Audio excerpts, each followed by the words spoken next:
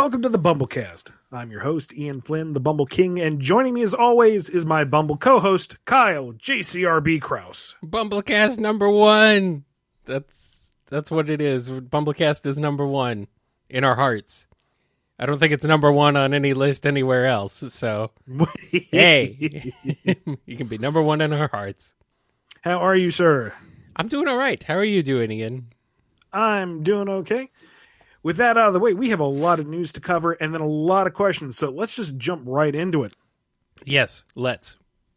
So, number one, if you somehow missed it, I have 2 entries into the Tezuka Shonen Jump 100th Anniversary competition.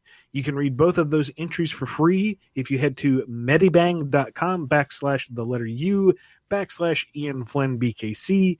Link will be in the description below.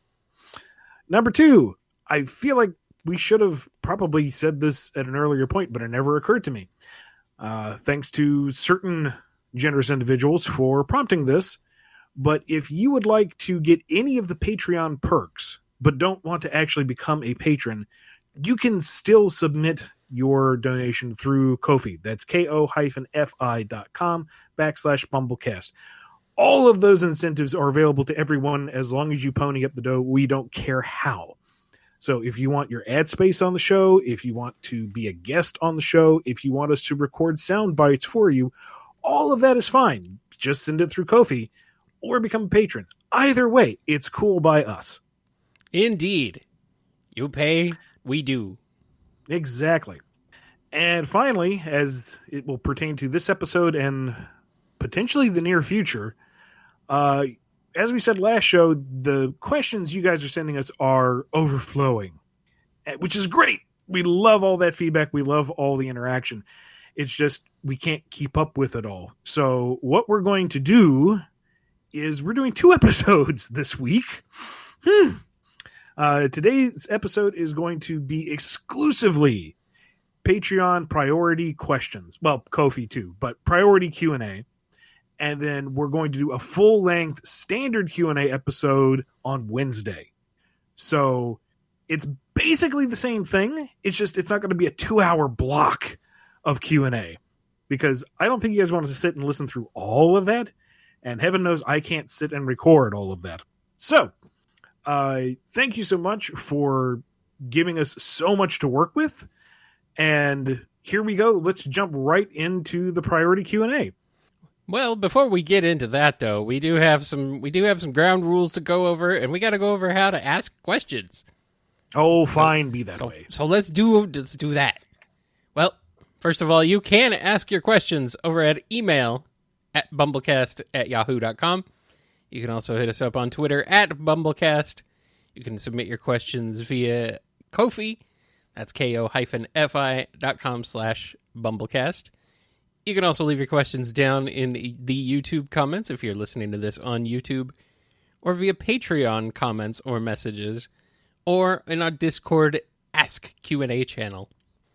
If the question has been answered within the last few episodes, is on the FAQ, or is about past Sonic plans, it's pretty likely we won't be answering it because, the answer for those is the same.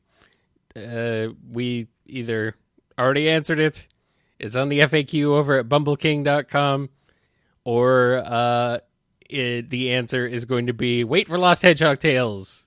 Who knows when that's coming, but wait for it, I guess. If your question hasn't been answered in a while, check those places. First up, priority Q&A time. This whole episode dedicated to priority Q&A. We're getting a lot of that lately, and I really appreciate it. It actually does make our lives a little bit easier, because they're all in one place normally. First up, Papadripolous. Fans tend to interpret the Diamond Cutters, their mother base in an oil rig structure, their tactical espionage live, etc., as a reference to a certain game series directed by a Japanese gentleman who's friends with Guillermo Del Toro. My question is, assuming this is intentional, was Sega aware, or did you sneak it by? But hold on, it's not over yet. If it was intentional, was it always intentional? Or did the idea just come to you after you saw people react to Whisper by pointing out she's a sniper wolf? Did you put your will to paper or allow yourself to let the memes come to life? Okay, so we're going to answer this kind of backwards. Whisper came first, and she was in and of herself just that character.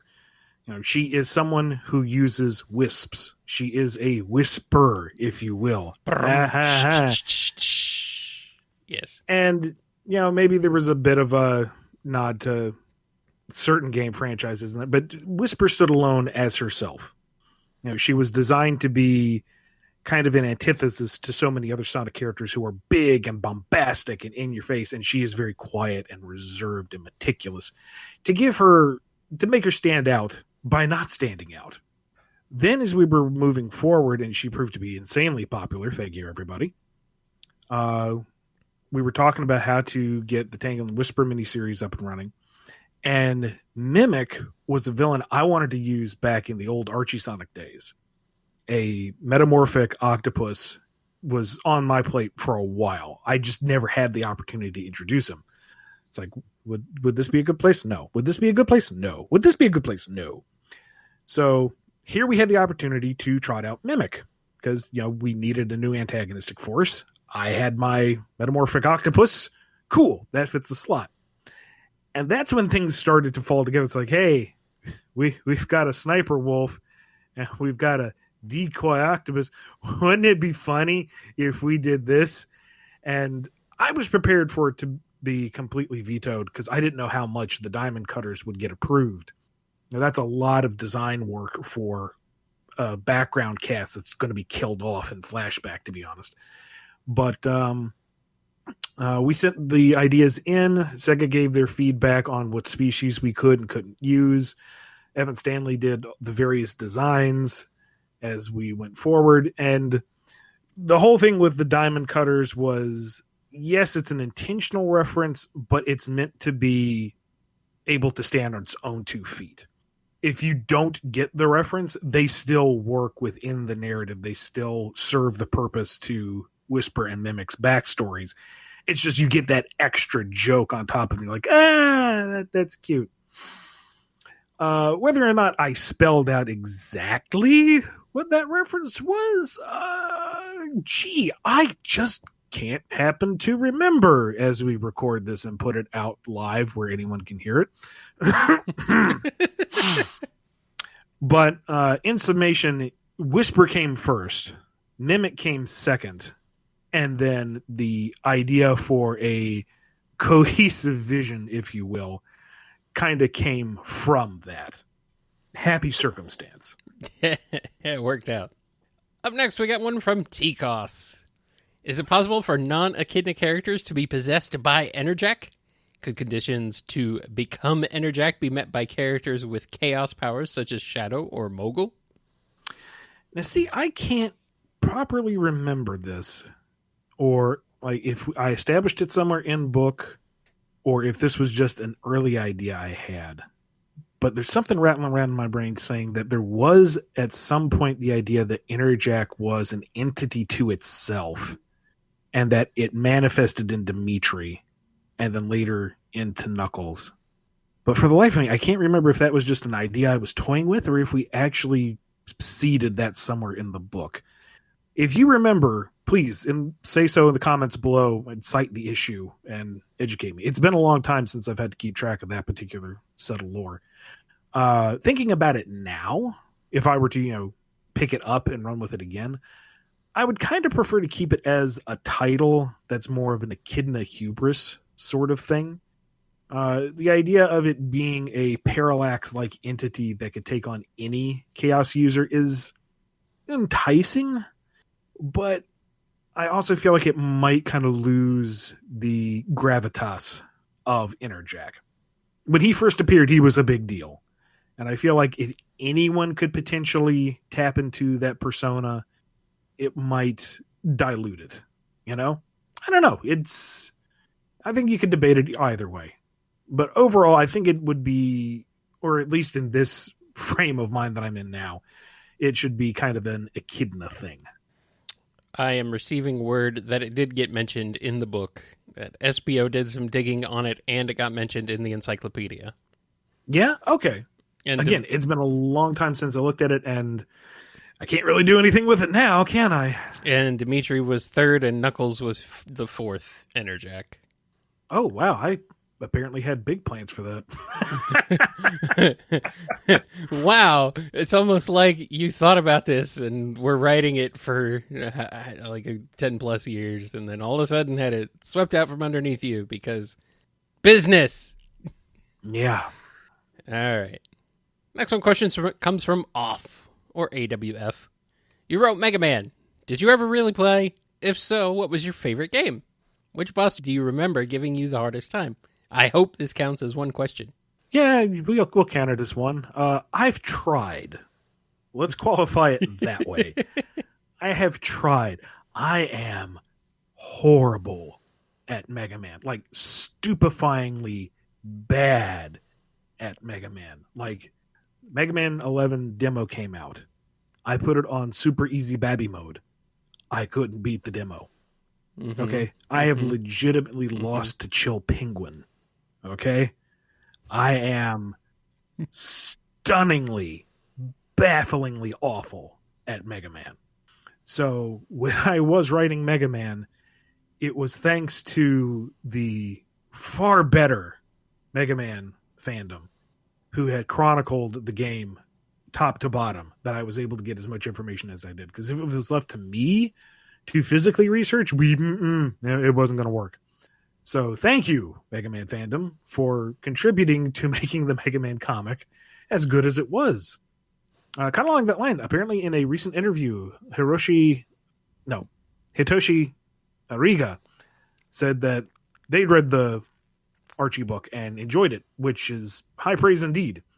Yes, it is very high praise. You know, someone who is kind of quintessential, the graphical version of Mega Man, acknowledging the work at all is huge, but yeah, that's super cool. That is very awesome. Yeah, you mentioned this before. Like you're not good at Mega Man. I'm not great at it either. So when I played Mega Man 11 and streamed it, there was an entire stream where I made like zero progress.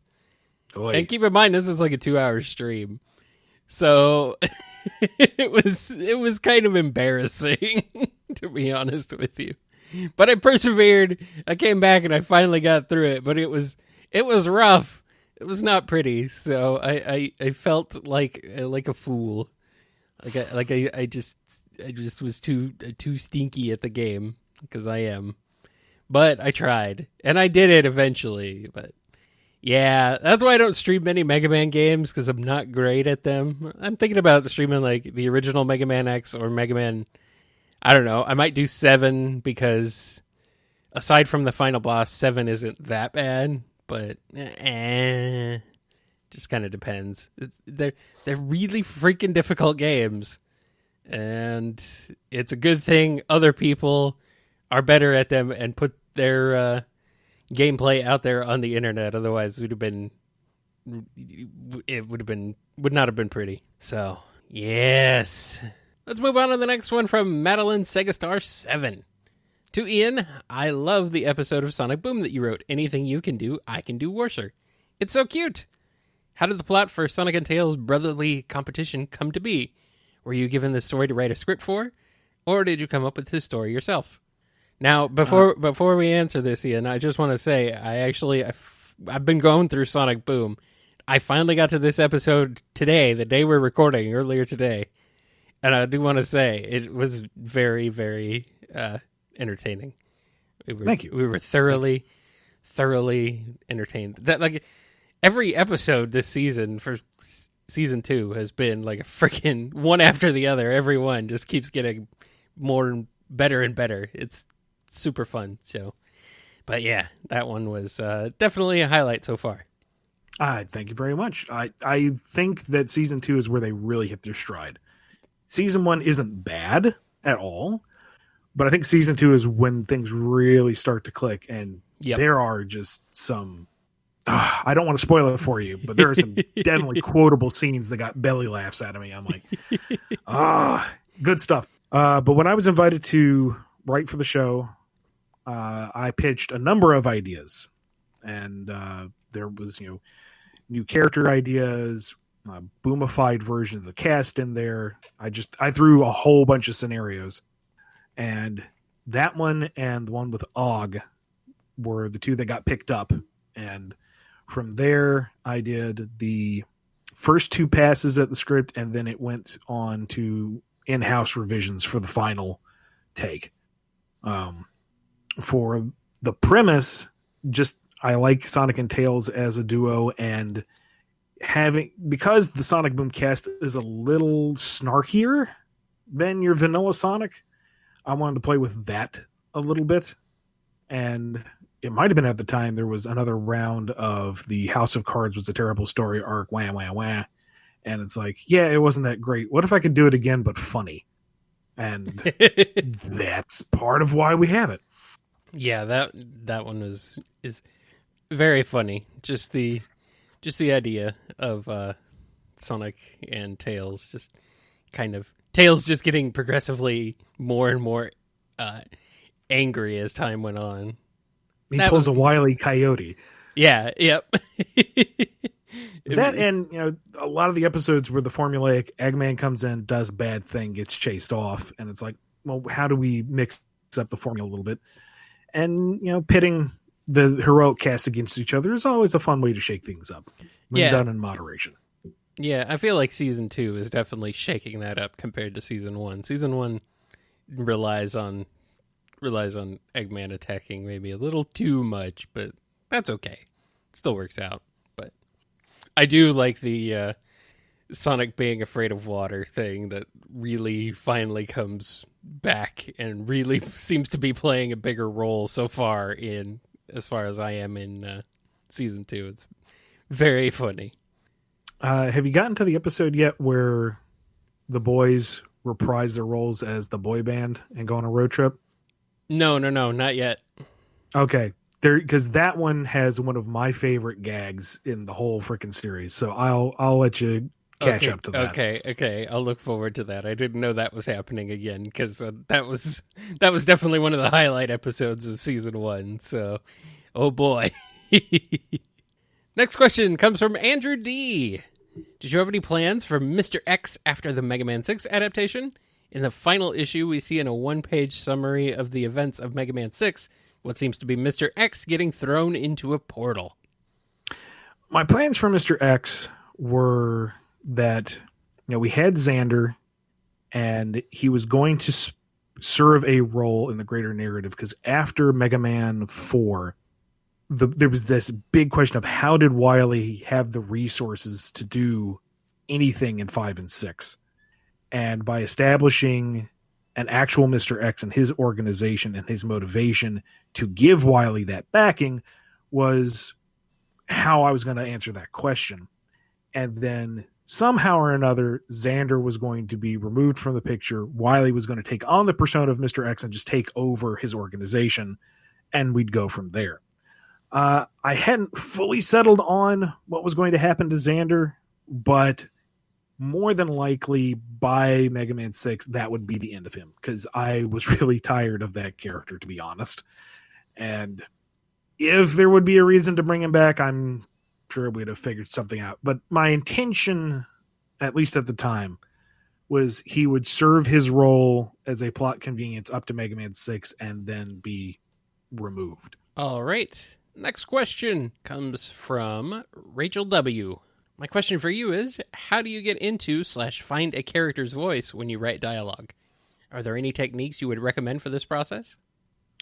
When you're doing something like Sonic, where they give you everything, basically, it's way easier. You listen to what's presented, you pick up on the cadence of their voice, the way the voice actors deliver their lines, and kind of go from there. If you're doing something original or something that doesn't already have a dedicated voice cast to it, to me, I kind of treat it like a radio play. If not out loud, then at least in my head, where I'm reading the lines as if I were to perform them. Now, this is my personal way of doing it. That may not work for everyone. But if I'm reading a script to myself and it sounds like the same person is talking to themselves, I know something is wrong. I need to go back and I need to look at who is speaking and why are they speaking? What are they conveying with the dialogue? What is the point they're trying to get across, and how would they personally deliver that line? And it can be really tricky, and you can get lost down that rabbit hole and lose weeks going, why do I even do this? This is terrible. I'm terrible. I can't find an individual voice for any of these people. But it's kind of like you're putting on a stage show for yourself. You get into the role of each character and think about how are they delivering that line, and then you do the best you can to convey that in the word choice and the artwork. Alrighty. We do have to give a shout out to our patron for the patron spotlight on this episode. Yes, indeedy. Today we're giving the nod to Naoni, a Sonic-styled artist and colorist. They're currently accepting art and coloring commissions. They really like to color, so head over to twitter.com/NintendoOni. Yep, that's at Nintendo Oni. And it's an Oni, and they do some really nice work. So be sure to go check them out. And if you have any like line art or anything you want colored, they will do it for you gladly. They really do enjoy coloring. But if you want them to also draw something for you, they can. But coloring is their specialty. Next question is from Diane W. What kind of plans would you have for Locke if Sega didn't order you to kill him off? Sega did not order me to kill him off. I did that on my own. Oh, now people are going to be real mad. Well, we covered this back on the old forums. Yeah, I was going to say, this should be, like, known. But... I think this is some wires crossed because Sega started to actually enforce the idea that Knuckles was the only echidna. But that's fine because, that's the brand. But for Locke himself, I killed him off because he was a monster. He had one prophetic dream and decided to gene splice himself specifically so that he would sire some kind of super mutant. He took Knuckles' egg before it hatched and irradiated it with chaos energy without consulting the mother, against the advisement of the Brotherhood, and with full knowledge that the last time an echidna got irradiated with chaos energy, we got Enerjak. Okay? Mm-hmm. He isn't a full-on villain because all of these monstrous things were done with good intentions. He wanted Knuckles to be prepared for the doomsday scenario he foresaw, but he did it in all the wrong ways and completely unapologetically. So when I killed off Locke, I wanted to complete that character arc for him because before I was on the book, he had these moments where it looked like he kind of had doubts about the way the Brotherhood had always done things, but he was such a traditionalist, he never could break away from it fully. And then with the collapse of his society and his entire way of life and the loss of the Brotherhood, he doubled down on what he was familiar with and what he knew, but only when he was finally backed into a corner and made to confront all that he had done, that the ends do not justify the means, was he able to take the blinders off, see what he had brought about, and do the right thing. Sacrifice himself to save his son, which is what he thought he had been doing this entire time, but really had just been leading up to his final destruction. And this isn't something that was wholly my construction. The whole ultimate villain arc in the early, what was it, the 100s? Yeah, okay. When Knuckles turned green and played God with the timeline, and it ultimately resulted in nothing. That's where the storyline was going. And ultimately, I guess, resolved when Knuckles died but came back. So, if anything, I was continuing what had already been established. But for me, it was, in part, completing Locke's arc. Someone who grew up in this very insular, almost cult-like society, who had his entire world upended, and in the last moments was able to break free of those shackles and do something truly selfless to not just save the world, but save the one person he cared about most, which was his son. See, it's funny. I never liked Locke. Like, is just a jerk. Yeah. He's the embodiment of Father Knows Best in all of its toxic qualities. But I feel like there's just enough of a tragic character in there that it can be mined to make something at least engaging. I really feel like that the original idea of Locke was that the Father knows best, and that's correct. Like, that was the idea. Mm-hmm. And that is the way the character was portrayed was just not...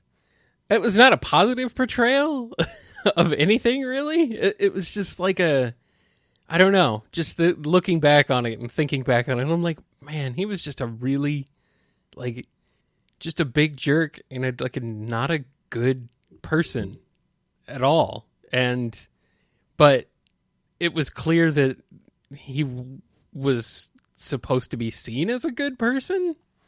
See, that's where I think you can spin the tragedy of the character, is that for all the awful things that he did, none of them were malicious. No, I know, but all that he did really was supposed to be for the benefit of Knuckles, but he went about it in all the wrong ways. Yeah.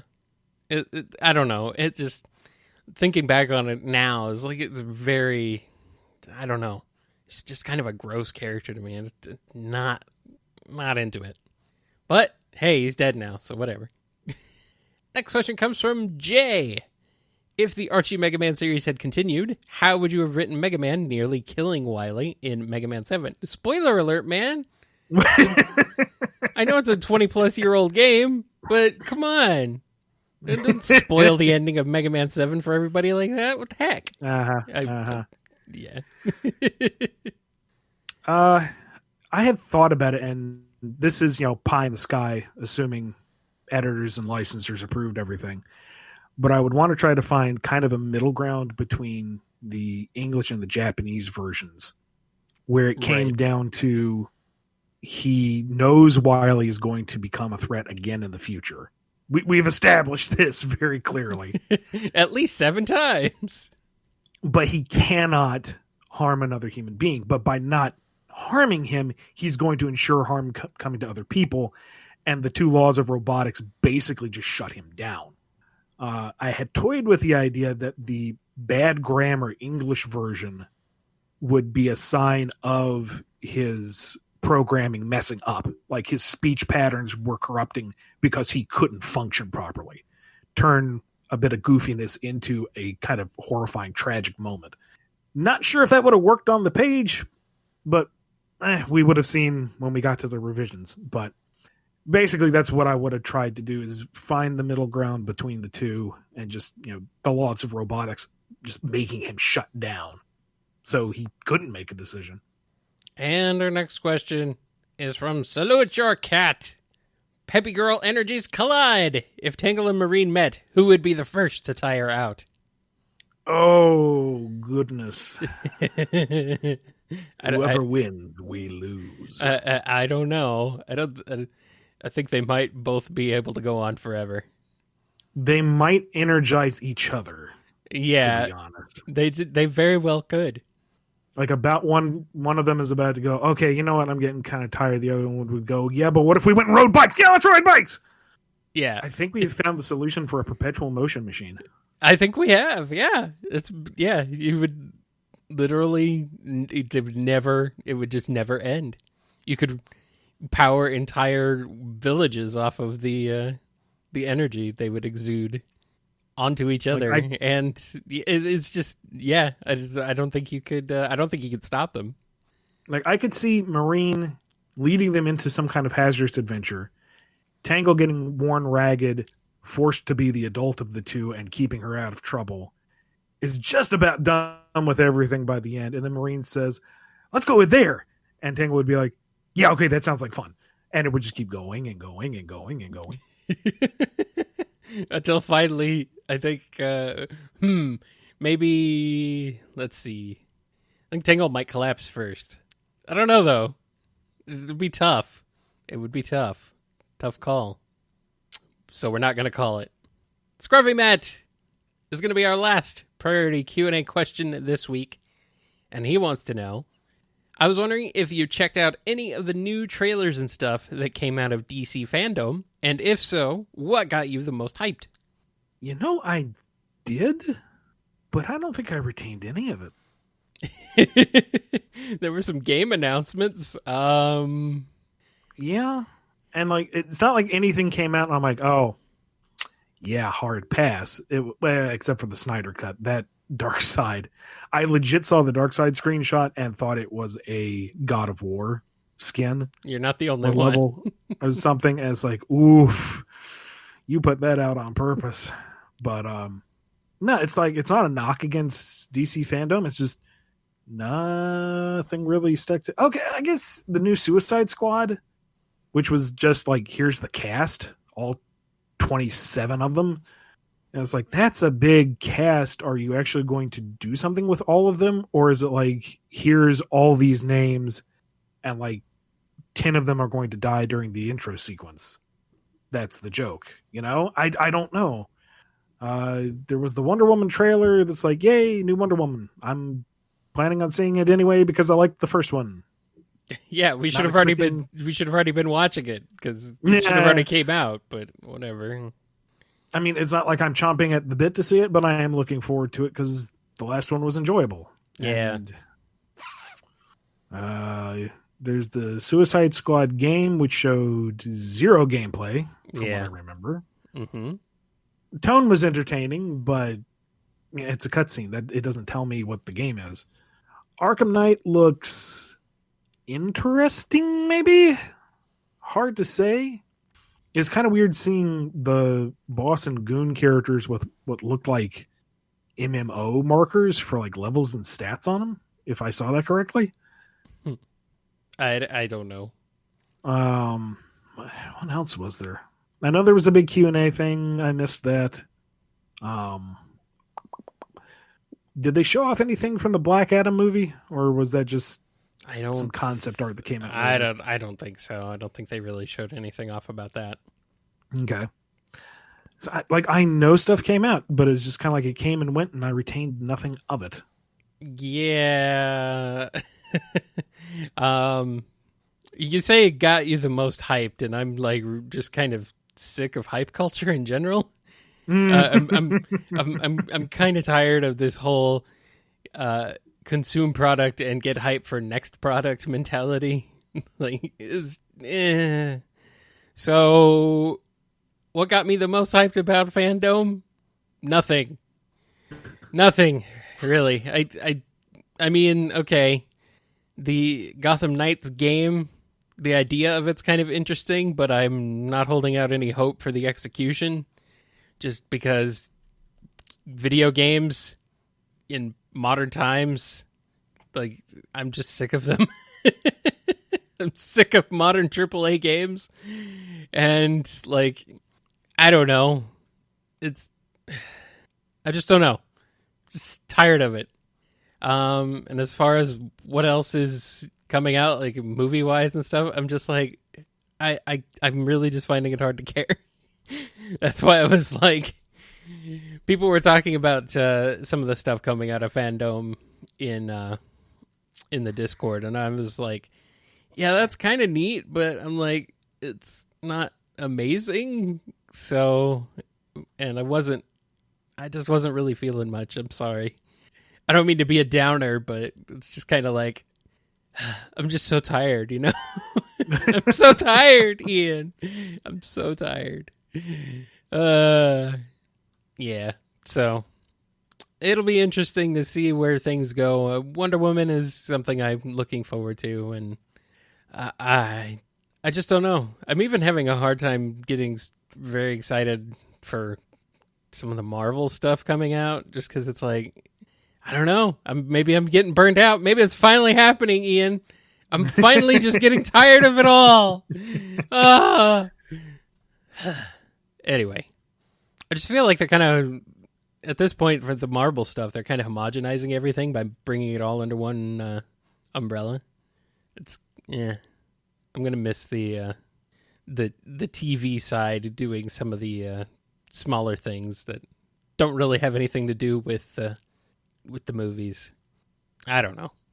Anyway, that's going to do it for the priority edition of the BumbleKast. Before we wrap up today's episode, we're going to give a shout out to all the patrons who make this show possible. Big thank you to Daniel H., Robotnik Holmes, Andrew D., Blue Tidal Gamer, Chris A., Diane W., Invade Turbo Tunis, John B., Ink Pants, Coupling Crew, Papadripolous, Rachel W., Salute Your Cat, Scorched Freedom, Sony, Alex P., Chaos Universe, Chevelle, Dave M., Dawn B., Duas Disden, Final Needle, Godzilla, Jennifer H., Jennifer R., John M., Justin G., Justin S., Lauren W., Lisa M., Scruffy Matt, Mike B., Owen B., Preston M., Sam Cybercat, Samuel P., Silly String, Sonic Legacy, Tick Tick, Torchbound, Takaro, Yami M., James K., and Overthinking Films. Yay! Thank you all for supporting us. You are the best of the best. Because you're the best if you're listening to this show. But you are of the best if you're a supporter of this show.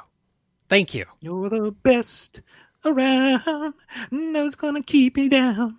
I screwed up the line. Kyle, where can they find you after the show?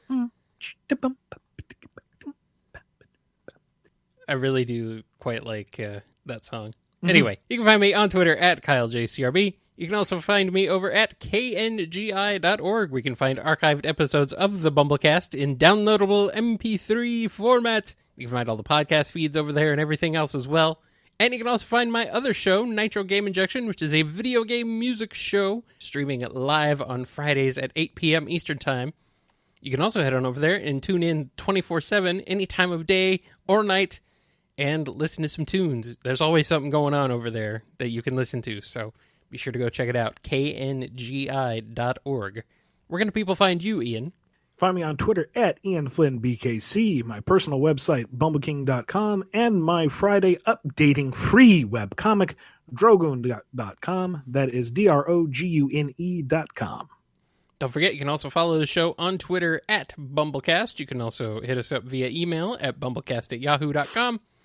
And you can listen to the show on Apple Podcasts, YouTube Music, Spotify, Amazon Music, Audible, our YouTube channel, and over at kngi.org. We've got like tons of ways you can listen to this show, so you can listen to it however you want.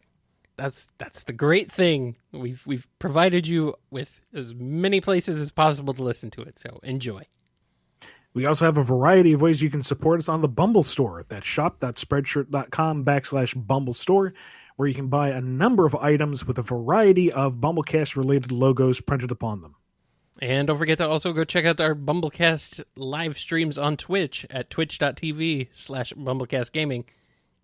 Usually on Sundays at 10 p.m. Eastern Time, and could be at other various times throughout the week. So give us a follow over there, and you'll get notified, or just keep an eye on Twitter, and you'll see the announcements for them. That's going to wrap us up for today, but instead of next week, we will see you Wednesday for even more BumbleKast Q&A. Be good, everybody. Oh, boy! Get excited. Get hype. Consume questions, and send more questions. That's the secret to the BumbleKast. Consume questions and get excited for next questions. I need that. Put it on a shirt. Add it to the store. Yeah. All right. BumbleKast number 1 in 3. Number 1? 2. What? Well, we're doing 2 different recordings, right? Oh, okay. I thought we'd suddenly regressed and we were back in October 2015. No. What's going on here? Okay. BumbleKast for the week number 1. Okay. We got a Get big crowd here. this time, though. Yeah, but we've had bigger. Are you never satisfied? No, I'm not. Thank you very much. Never satisfied. Okay. All right, I'm satisfied. We can start now. You've been listening to the BumbleKast, a co-production of Bumble King Comics and the KNGI Network.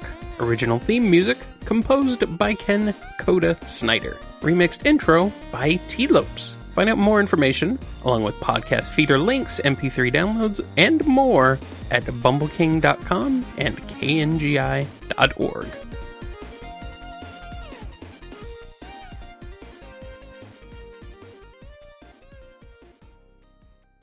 Consume BumbleKast and get hype for next BumbleKast. As you should.